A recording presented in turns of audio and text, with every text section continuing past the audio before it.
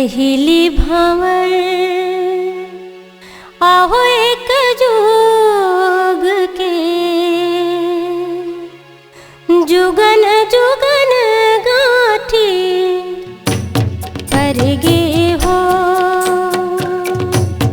पहली भंवर आहो एक जोग के,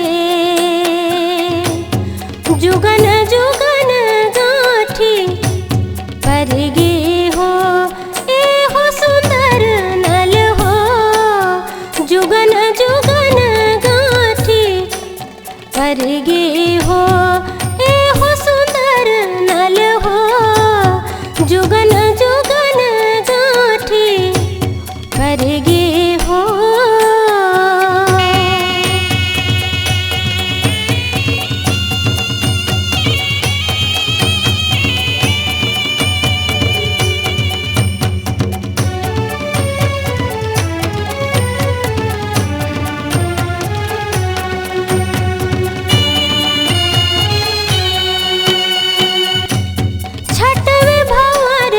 आहो छठ मास के, सात भंवर जुग लेखा हो। पर गे भंवर आहो परलोक के,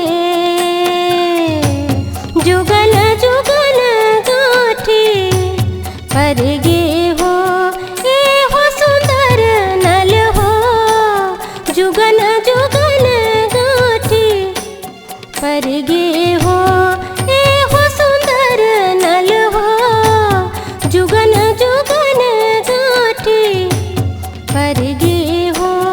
ए हो सुंदर नल हो, जुगन जुगन गाठी पर गे